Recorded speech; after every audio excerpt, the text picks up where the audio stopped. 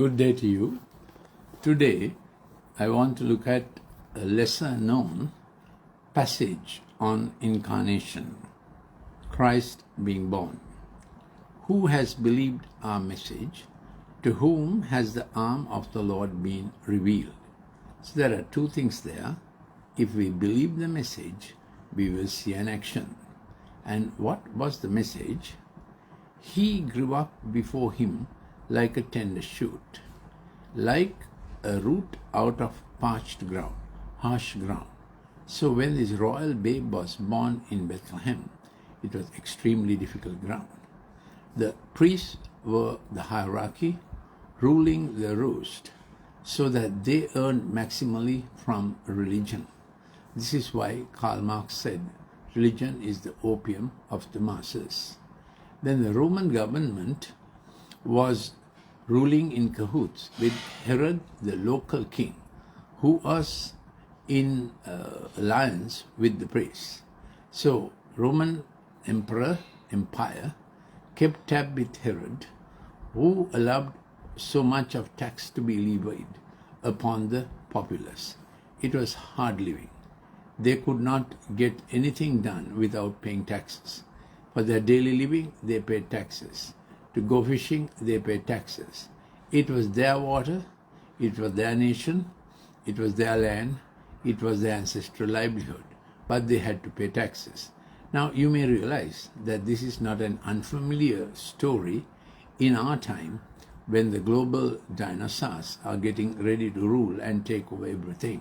Food production, water, power generation, all to be given away so that common man may be taxed, that a few get increasingly rich. So it's another Babel Tower now in formation. But we are looking at the Christmas story. He grew up before him like a tender shoot. So this was possible because he was the Word. And John chapter 1, verse 1. I was reading Isaiah chapter 53, verses 1 and 2. John chapter 1, verse 1 said, in the beginning was the Word was with God, the Word was God. The word that is used in the Greek for word is logos, the eternal reason, the philosopher's wisdom. He became incarnate. And Queen Elizabeth once said in one of her Christmas speeches, God so loved the world, he did not send a philosopher. God so loved the world, he did not send a mathematician. Thank God for philosophers and thank God for mathematicians like Isaac Newton and Professor Charles Babbage, who discovered calculus, who were very believing, strong Christians. But he did not send a philosopher, he didn't send a king, he sent a Savior. God so loved the world that he sent a Savior. So the Christmas announcement was, Christ the Lord, the Savior, is born to you in the city of Bethlehem. And that word was in him was life, and that life became the light of men. That's a promise. It was hard ground, but he grew up before God his Father, and the root took root in parched ground.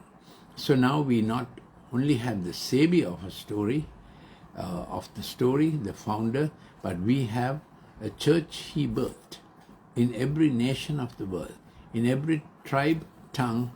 There is a group who will witness to Christ. So he had no majesty of stately form, that humans should look upon him. Not many appreciated him. So it is the Christmas story. And of course, Bethlehem leads to Calvary. And John chapter 1 has this, and man's predicament was this, that we growl like bears when in power, and we mourn like doves when we are out of power. That is Isaiah 59. But when Christ came on earth, the growling bears came to Christ. Growling bears like Matthew the tax gatherer came to Christ. So his entire retinue of disciples came from different backgrounds. Matthew the tax gatherer. Then Simon the zealot, who fought against the Roman government. He came to Christ. And they were all in the same discipleship group. There was Peter the carpenter, and boat worker as well as John and James, boat owners. They came to Christ. Different people from different backgrounds came to Christ. Then there was Thomas the doubter. He came to Christ. He came to the Savior. And then there was Nathanael, who called every spade a spade. He came to Christ. So he was the Word, and he dwelt amongst us, full of grace and truth. Now we know to tell another the truth is very easy, but to practice truth or give grace and kindness is difficult. For that we need to learn the story of Bethlehem, story of the cross, story of the Savior. He was in the beginning and was with God. John chapter 1 verse 3. All things came into being through him. Apart from him nothing came into being that has come into being. In him was life, and the life was the light of men. And he came to his own, and those who were his own did not receive him. Those are the Jews. But as many as received him, to them he gave the right to become children of God, even to those who believe in his name. And those who are born not only by natural birth, a spiritual birth that gives us to know that God has sent his Spirit into us, in which we have a spirit portion, God's scope written in our spirit. And then it helps us to overcome our own soul's struggle. This is the Christmas story. You can have this Savior born in your heart today.